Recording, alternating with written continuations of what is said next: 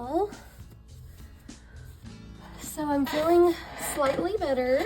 I went to the doctor and got two shots.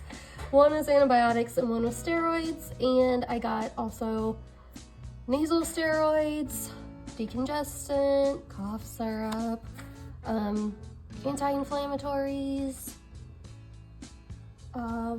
prescription strength ibuprofen, and some, I don't know, they told me to like put hot compresses on my head and like all kinds of crap. So anyway, I'm feeling better even just after the shots and the oral antibiotics.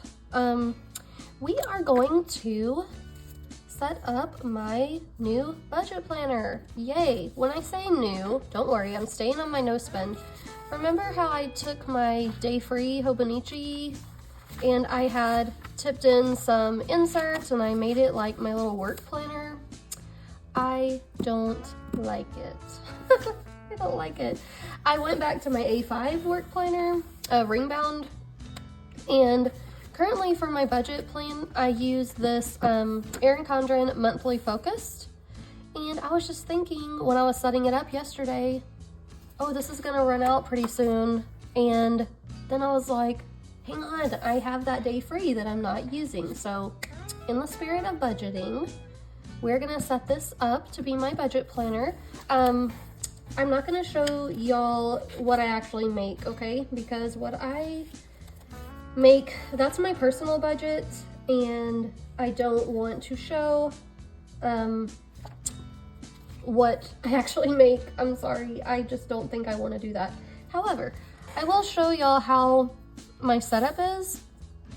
Basically on the monthly, I put what bills are due. Now, it doesn't look like a lot. You're not gonna see like my house payment, my electric, or my cell phone, because my hubby takes care of that. That's why it says John. So every payday, I give him a set amount that goes into our household account. And then I also do the grocery shopping out of my end. And then I have other bills that are just my personal credit cards and stuff. And I'll talk to y'all about why that is. And then behind here, there are just, let me show y'all a blank month. Behind the monthly in the Erin Condren, there are just like blank pages that I use to set up my budget. So why can't I do that in the Hobonichi Day Free? There's no reason. So let's go on and set this up. I think I want to keep it pretty simple. So I'm just going to use some cute washi tape. Now this is for 2023. So I do need to redate this calendar by making it a Sunday start. If I make it a Sunday start, then that will make the dates correct. I don't know if y'all know of that little hack, but now you know. So let's get some date of the week stickers here. And then, here we go. After that, what I'm gonna do is just copy over the bills that are due. And I'm just gonna do that on a, I'm gonna do this all in a time lapse just because I wanna keep it to being a faster video. Then, you know, you can see here in the Hobonichi, the months are all in the front, and then the blank pages are in the back. And I really like that. What I'm gonna do is, and I'm just gonna show you quickly here, I'm gonna remove the tip-ins that I have in here with washi. You have to do this extremely slowly and carefully, but it can be done. So I'm gonna first, you'll see me in the video removing these, and I will save these in case I wanna use them for another use at another time.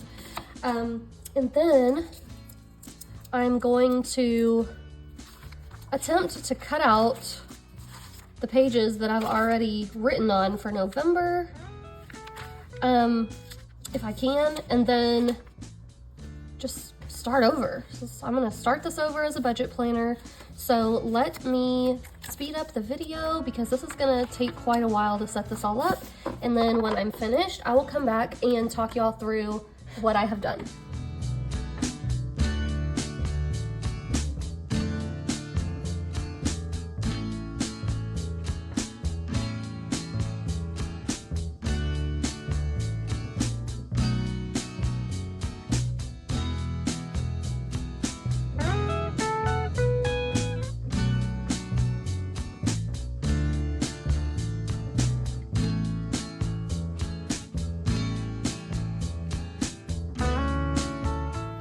my gosh, I'm gonna take a pause here because if y'all didn't notice, I tried to do some hand lettering and my head is a little bit foggy from all this medicine and I totally misspelled December like bad. I put D-E-M-B, so I like basically skipped that part. So I had no patience to deal with it for a budget planner, so I covered it up with these happy planner stickers and whiteout. Okay, so this is basically it, guys. I mark my paydays. I mark my other bills. If I have any special events, I mark them with washi or a box sticker or something. So I have a Christmas event I'm going to at Little Craft Place. I need to buy some Christmas gifts. My hubby has already been purchasing most of them, so I really need to just buy the gift for him and like a few stocking stuffers and stuff, and then like maybe a few craft supplies because I'm making gifts for the family that we're going to visit, and I already have a bunch of vinyl and stuff, so I just need to get like a few things to complete their gifts. So $150 is good for me to budget for that. And so that's how the month on my end usually looks. Now I'm gonna deconstruct in the back, as I mentioned before, and then show you how I set up each paycheck.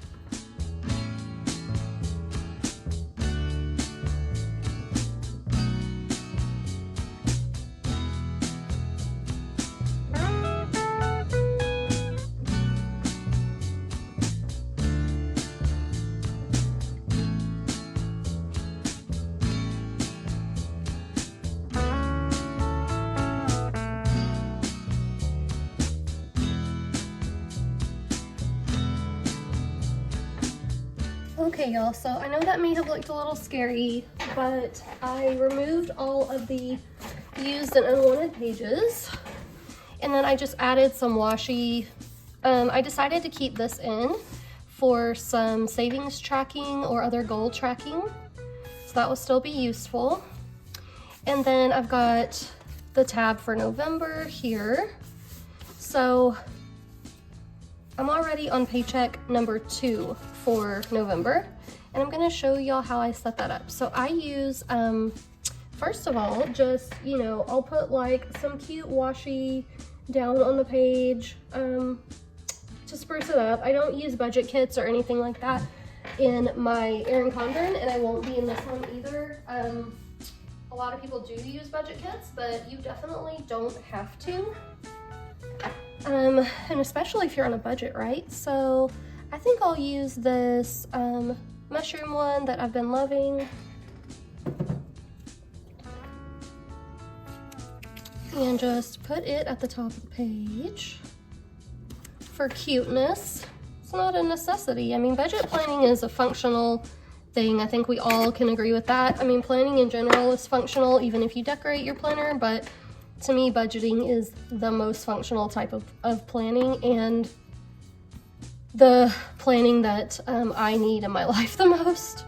So I'm gonna put on top of the washi paycheck number 2, because I was just paid yesterday. So now I'm gonna, oh shoot, there was a December 2022 up here that I could have used. Oh well, what's done is done. I'm just gonna refer to December to see where my bills lie.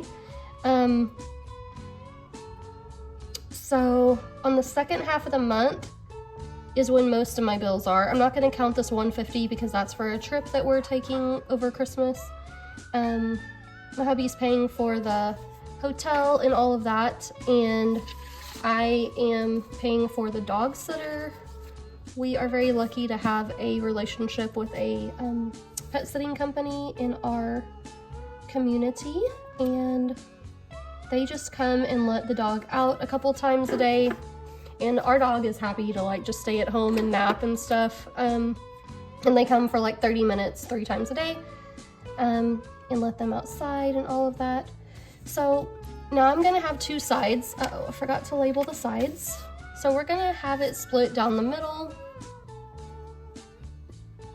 One side is going to be the estimated budget, and one side is going to be the actual. Now,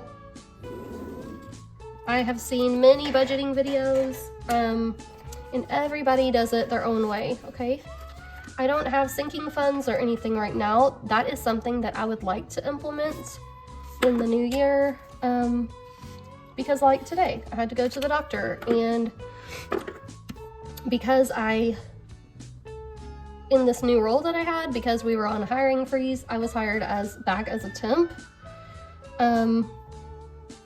And then they did bring me on as a permanent employee, but I don't have insurance right now. I won't have it till January. So, you know, I should have had some sinking funds for medical expenses, especially if I don't have insurance, right? So, okay, so here are the things that I'm gonna put on the estimated budget.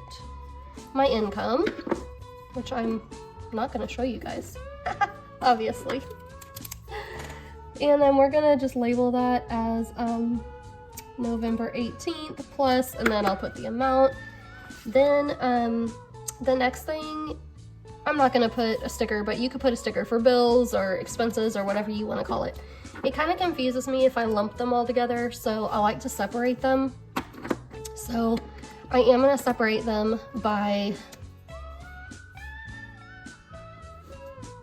a few categories.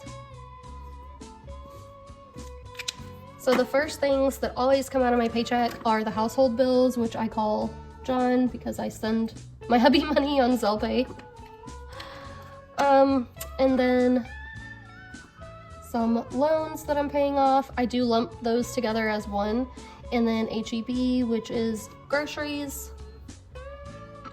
And then other bills. I do lump those all because what I do is I just look on the calendar, and any bills that are going to come out of my account from the 17th to the 29th, I add those up. And I put them here. Now over here in the actual, I take out each one in real time. So I know this is rookie budget planning, but when I am on track, this is what I do.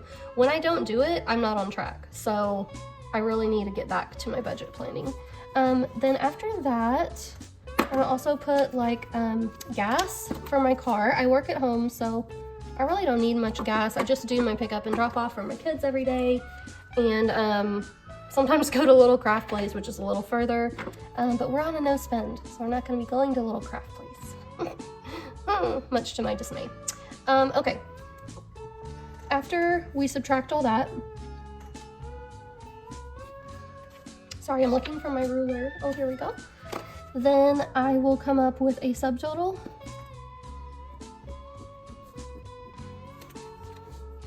Now, in a typical month, I will have savings, but since I went to the doctor today and I got all these shots and I didn't have insurance, I had to spend $200 on my doctor visit and my meds. And so,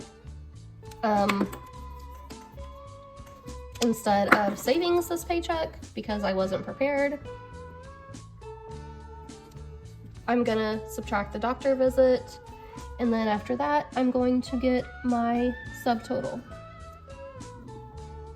Okay. So I'm not gonna show you guys these numbers, because I find that to be personal. If it was just like a, you know, if it was a business account that didn't take into account my personal paycheck and all of that, I would show you, but I really don't want to put that out there publicly on the internet, but this is what I come up with. And then I'll put right here total,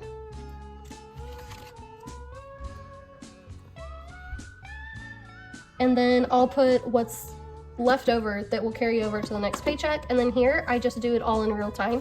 I will do that every month for every paycheck, and that's it. So I hope this was helpful to y'all, and I'll see you in my next video. Bye.